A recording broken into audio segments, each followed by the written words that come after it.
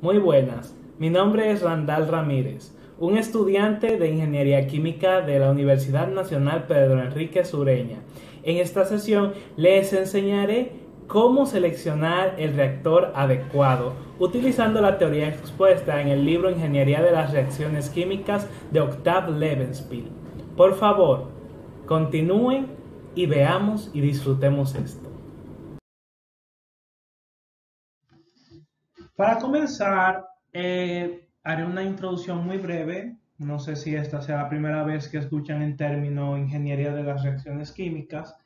Es algo que es maravilloso, es básicamente lo que hacemos los ingenieros químicos. Bueno, yo aún no soy un ingeniero químico, soy un estudiante, pero la ingeniería de las reacciones químicas es como el pasar de hacer una reacción en un tubo de ensayo a hacer una reacción a gran escala, a una escala industrial. Es algo que es verdaderamente grande. O sea, es lo que nos permite a nosotros tener plástico, cristal, metal, todo esto a gran escala. Bueno, la elección del tipo del reactor adecuado. O sea, un reactor es un espacio donde ocurre una reacción química. Esa es la definición más básica que puedo darles. Una visión retrospectiva de importancia y función. Esto porque las reacciones químicas a gran escala son importantes y son útiles. Acá quisiera hacer un pequeño paréntesis y presentar a este señor que ven acá. Este señor, bastante apuesto, es Svante Arrhenius. Él es un químico muy famoso y recordado en la historia porque él creó esta ecuación de acá, que es la ecuación de Arrhenius. Este término que ven acá se puede considerar como la pendiente M o gradiente de lo que es la temperatura. Y el gradiente de la temperatura o cambio de la temperatura, como deseen llamarlo, es básicamente una magnitud que nos permite poner este parámetro E sub A, que es la energía de activación, en función de la temperatura. Y con esto obtener la constante de velocidad, o mejor dicho, el logaritmo de la constante de velocidad. Esto es muy útil dado que nos permite entender el orden, la cinética y cómo se desarrolla una reacción. Además de que es prácticamente una de las bases o uno de los pilares más importantes de toda la química y cómo esta va manejándose a lo largo del tiempo, porque entender esta ecuación es básicamente entender toda la química, o mejor dicho, toda la cinética química, que de aquí es que parte. Se requieren algunas cosas más, pero esta ecuación es lo que es una base muy sólida, uno de estos principios fundamentales que conviene tener. Los requisitos previos para ver esta diapositiva, o mejor dicho, este video, son, o sea, que facilitan el entendimiento, son estos, que son conocer qué es la cinética de reacción y cómo ésta está sujeta a cambios, ya saben, de presión, temperatura, volumen, conocer los balances de energía y materia. También requieren dominar las ecuaciones de modelo de reacción. Esta la detallaré un poco más adelante. Y para elegir un reactor en concreto, además de todo lo anterior, también se debe conocer el orden de la reacción en las condiciones que se va a obtener y la forma de mejorar la distribución de energía. Esto es extremadamente útil.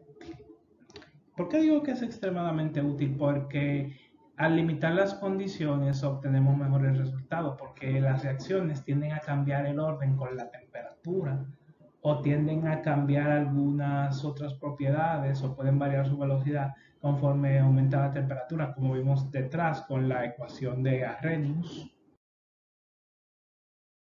Acá los temas o menesteres o las reglas para elegir el reactor adecuado son considerar los sistemas, si son para sistemas de una sola reacción, para sistemas de reacciones en serie, para reacciones en paralelo, sistemas de reacciones en paralelo, reacciones complejas operación continua y operación intermitente, y esto es más cómo se operará el reactor, el efecto de la temperatura en la distribución de productos.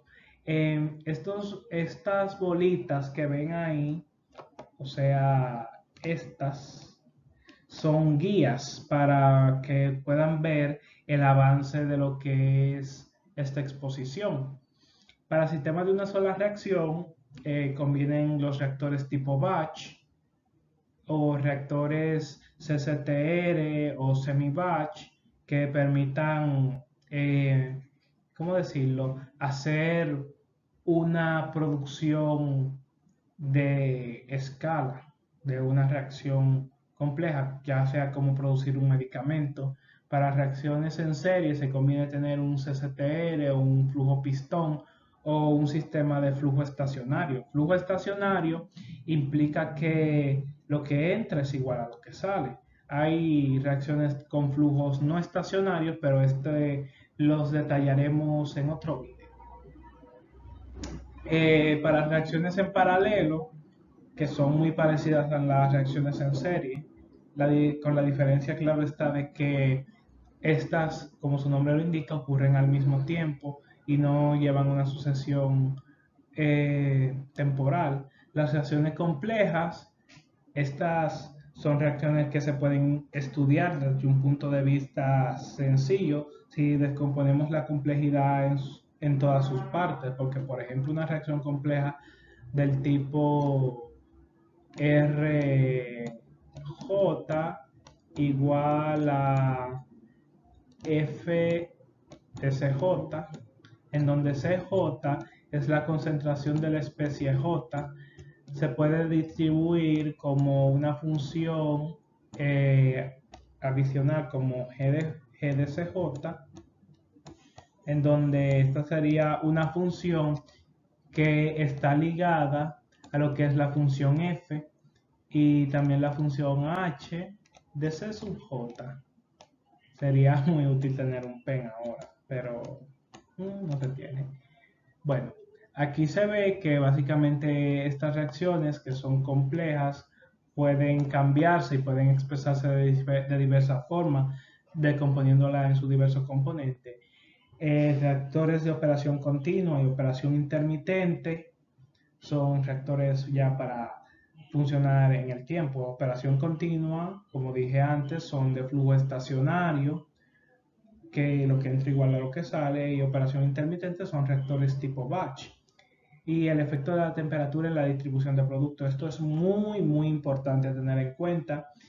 Vean qué tan importante es que hablamos de Svante Arrhenius detrás, y es menester entender este tema, porque es la base de nuestro entendimiento de las reacciones actuales. Bueno,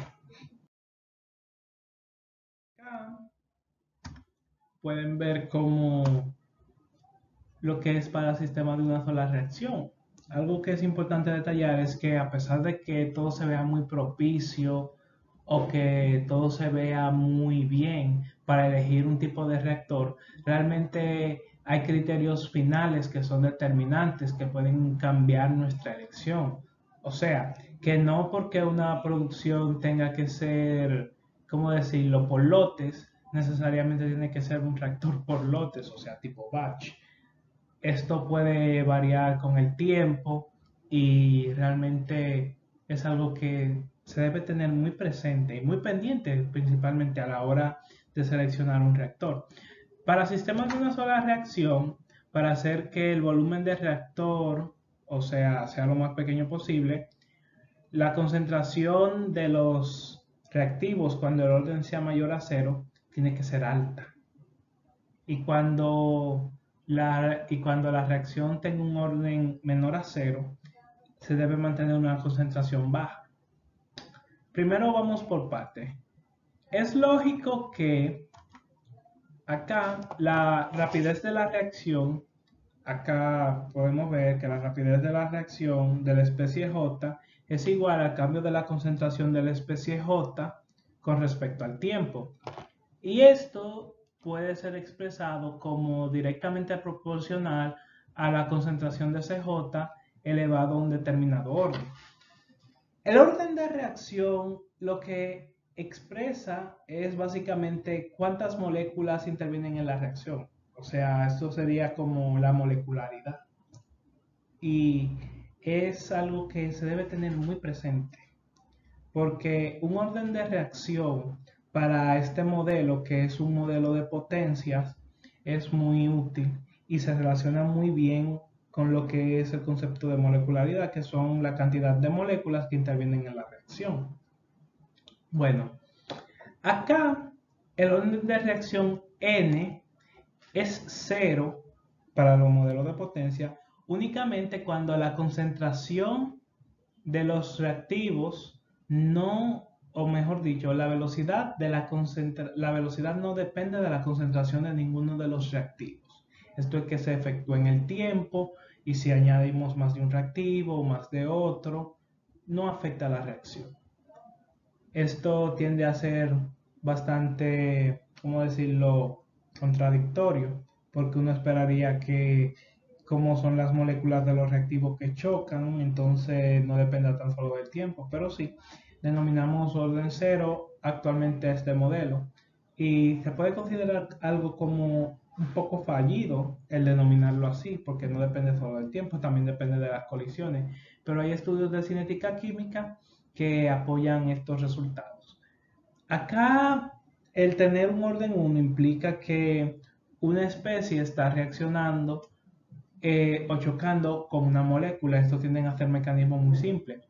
Un orden 2 implica que hay dos moléculas chocando, o sea que la velocidad depende de dos reactivos o de un reactivo elevado a la segunda potencia. Hay pseudoórdenes y hay reacciones termomoleculares. Son muy pocas porque un choque entre tres moléculas es algo extremadamente complejo. Un orden de reacción negativo, ¿qué significa? Bueno, para entender lo que es un orden de reacción negativo, debemos ver lo que es este segundo modelo. Este modelo es un modelo de reacciones un poco más, ¿cómo decirlo?, elaborado y que sigue una distribución más detallada de lo que es una reacción química. Acá el orden puede ser negativo porque acá n, al estar como un divisor, o sea, un exponente que está en la parte de abajo de la fracción, o sea, un denominador, esto permite que n cuando se despeja sea negativo, lo que significa que cuando n se trate va a ser un orden, o mejor dicho, su velocidad va a depender de qué tanto de n falte.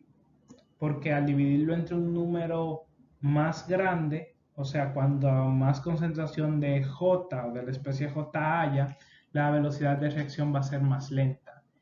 Esto puede ocurrir por varios mecanismos que se pueden explicar como que al haber demasiada molécula no hay espacio de movimiento y como no hay espacio de movimiento, entonces las moléculas no pueden chocar porque les falta energía o los choques que se producen no son efectivos.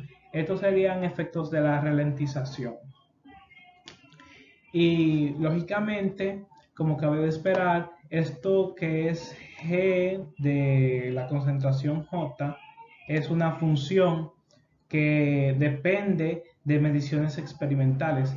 Estos modelos tienden a ser consideraciones experimentales que se llevan a cabo en los laboratorios, mientras que estos modelos son aproximaciones un poco más teóricas.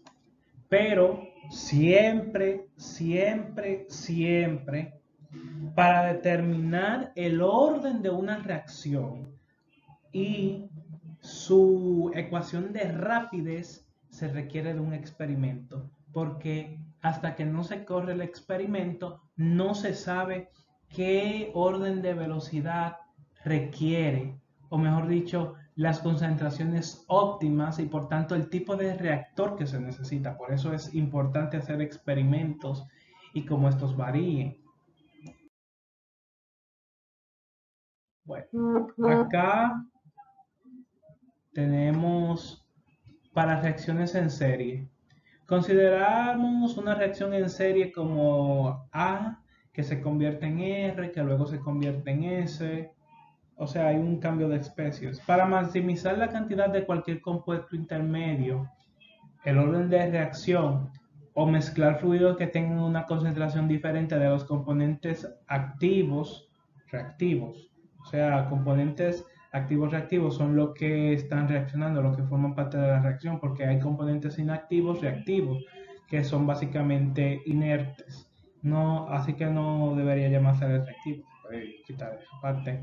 O propulsar lo que es la creación. Se tiende a hacer el siguiente análisis en los reactores. Bueno, acá se tiene un reactor simple de flujo estacionario, en donde lo que entra siempre, que vamos a denominar E, por el flujo que entra, y F, el flujo que sale. Y siempre E va a ser igual a F.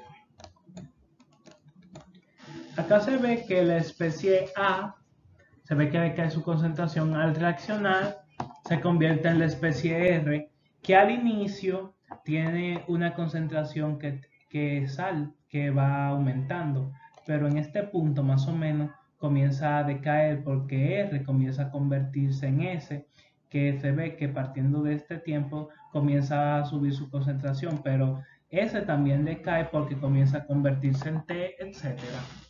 Estos cambios son extremadamente indeseables en muchas ocasiones porque impiden que se tenga un reactor, un orden de reacción acabado, y las especies químicas que se van formando puede que no sean los productos que se desean.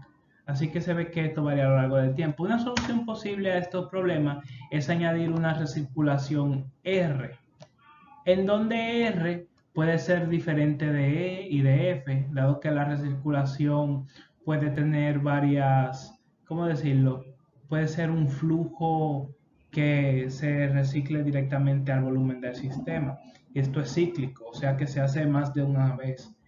Y se ve como la concentración de especies químicas no deseadas comienza a disminuir, tanto así que la especie T puede incluso llegar a desaparecer, suponiendo, claro, que la especie T es la que no deseamos. La especie R aumenta en el tiempo, pero tarda más tiempo en aumentar su concentración.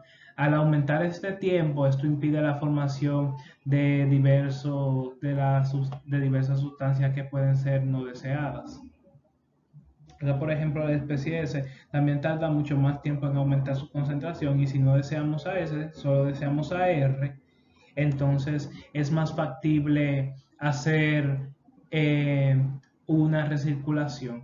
La recirculación no resuelve todos los problemas, porque también puede ser que la especie S que se está formando, por ejemplo, se forme mucho más rápido de lo que se podría formar R, considerando que esa sería una reacción en paralelo. Pero ahora estamos considerando que la reacción es simultánea, o sea, que se hace una después de otra.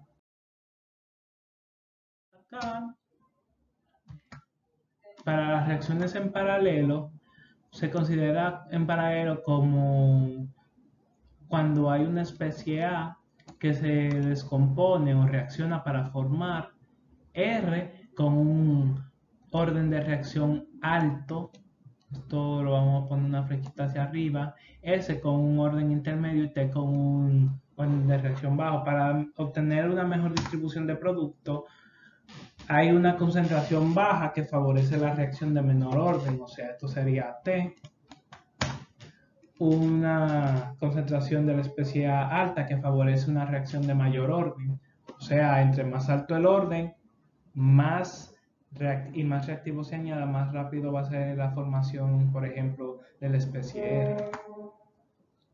Si la reacción deseada es de un orden intermedio, entonces alguna concentración intermedia o algún cambio de concentración, condiciones en el reactor puede ayudar también.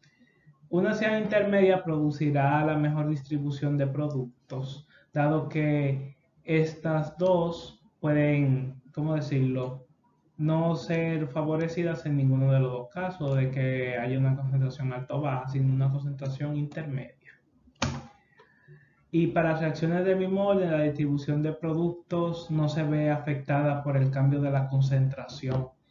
Esto es porque básicamente al meter lo mismo y reaccionar a la misma velocidad, esto no soluciona el problema, así que hay que cambiar esta cosa. Un ejemplo claro de esto sería, por ejemplo, la reacción del compuesto químico pentano, poniendo un ejemplo, en donde para reaccionar a altas temperaturas, si queremos que este reaccione, por ejemplo, para formar un isómero de cadena, este, por ejemplo, puede formar eh, un terbutano, en donde hay un carbono terciario, o también puede, por ejemplo, formar un tetra, acá un complejo tetra, 1, 2, 3, 4, 5, en donde hay un carbono cuaternario. Y básicamente partiendo de acá, se ve que hay carbonos que son más estables que otros y la reacción se va a ver favorecida en función de cuánta estabilidad se tenga. Como este es más estable, al tener estos 4 carbonos acá, este isómero es favorecido frente a este otro. Y también la temperatura influye mucho, dado que dichas isomerizaciones, cambio de cadena u otras reacciones van a favorecer la estabilidad o cómo esta varíe con la temperatura. Eso lo veremos un poco más adelante.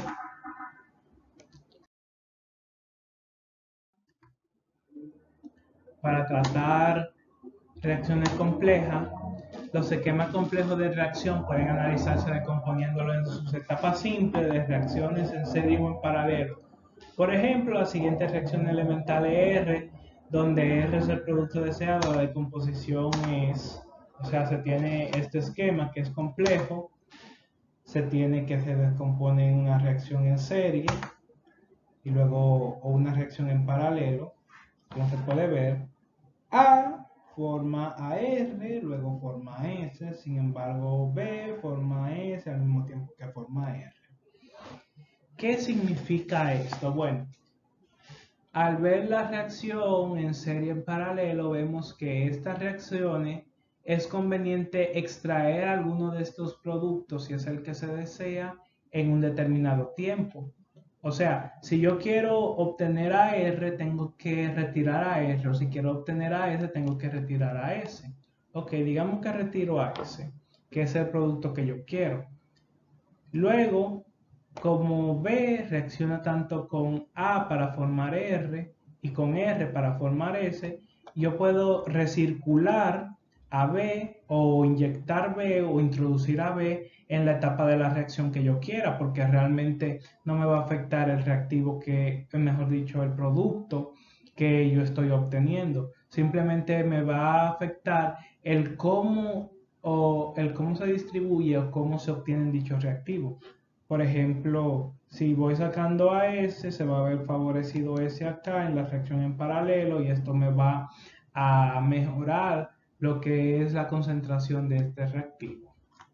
R, lo siento, va realmente a quedar feo. Ahora, para operación continua y operación intermitente, cualquier distribución de producto que pueda obtenerse en un reactor continuo de flujo en estado estacionario puede también ser obtenida en una operación intermitente y viceversa. Bueno, básicamente se tiene un reactor de flujo continuo o un reactor sin flujo.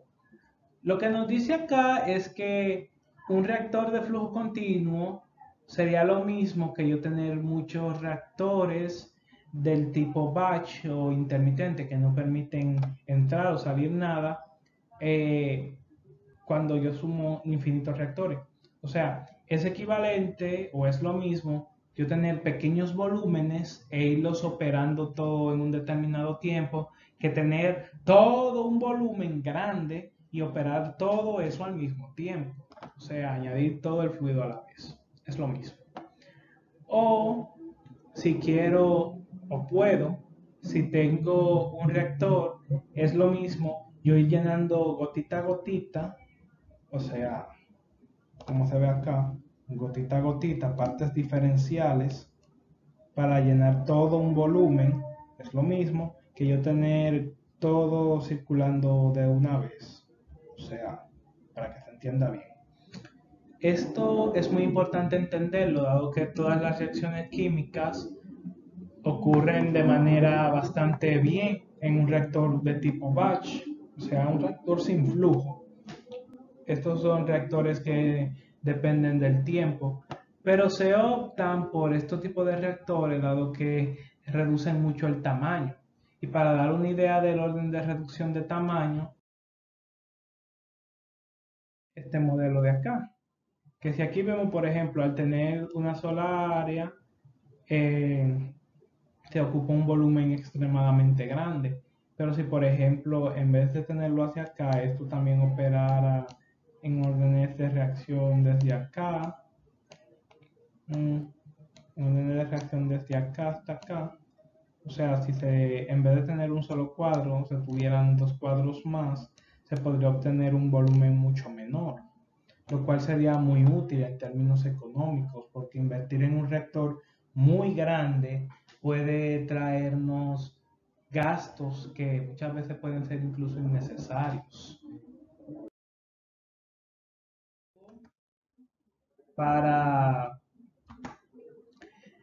tener una consideración del efecto de la temperatura en la distribución de los productos, si por ejemplo tenemos la misma reacción en serie, en donde A se convierte en R, que luego se convierte en S, y tener esta reacción en paralelo, donde una rapidez de R depende de la constante o de la velocidad constante con la que reacciona S por la concentración de S elevado a...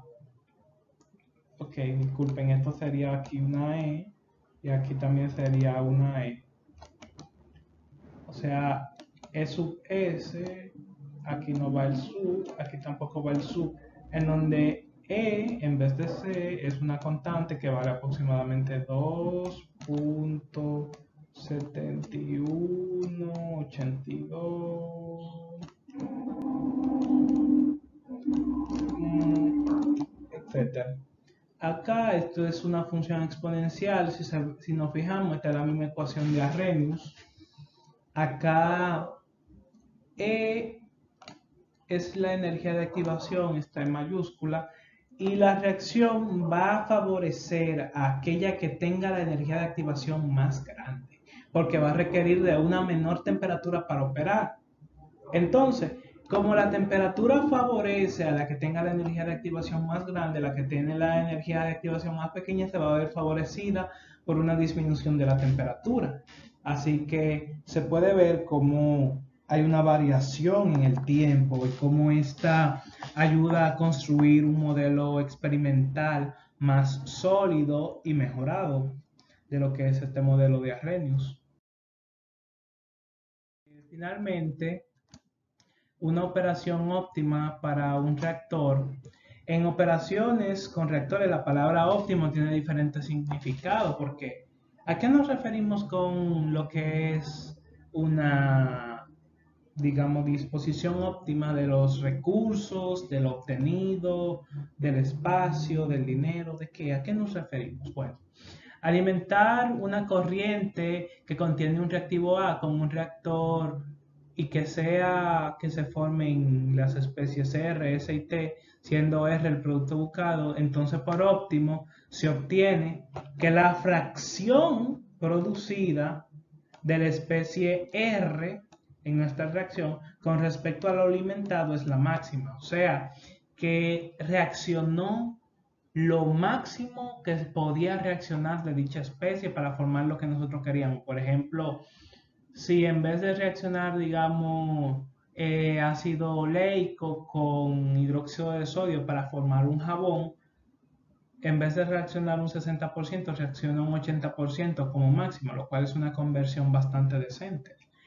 Esto hace que nuestra razón phi sea lo más grande. Phi acá representa una función que es la función conversión máxima y básicamente sería uno de los parámetros para considerar algo como óptimo. Luego se tiene la función psi que relaciona la cantidad de R producido en un tiempo, porque R requiere de un determinado tiempo para reaccionar con respecto a A. O sea, nótese la diferencia. En fin, tenemos lo máximo que reacciona, pero ¿en qué tiempo? Si lo hace muy lento, de nada me vale que, por ejemplo, reaccione un 99.9999%, un 100%. Casi imposible. Pero que lo haga, digamos, en 5 días. Eso sería tener 5 días pagándole a empleado, hora a hombre, etcétera. Y esto no es muy rentable, tener a 40 gente 5 días operando un mismo reactor para obtener una misma reacción. Ahora, ¿qué tal si en vez de definir la rapidez como el total convertido, lo referimos como el total convertido sí, pero por una unidad de tiempo un poco más rápida? O sea, es la rapidez con la que reacciona R con respecto a A. Porque, por ejemplo, tener, digamos que en 2 minutos ya sale un volumen equivalente al volumen de mi reactor. Es un reactor muy eficiente y muy rápido. Y no voy a tener que pagarle a los empleados para que se queden todo el día viendo que la reacción se haga, qué sé yo qué. Es más práctico. Estos dos conceptos van muy de la mano porque por lo general siempre se busca un equilibrio entre lo que es la cantidad total producida y el tiempo que tarda en producirse. Y esto es muy útil entenderlo, porque hay reacciones que requieren su tiempo y por ende también su costo.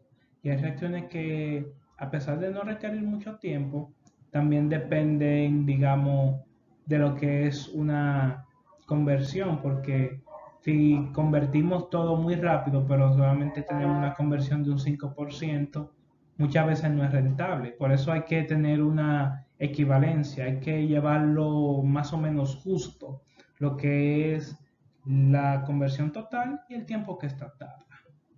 Bueno.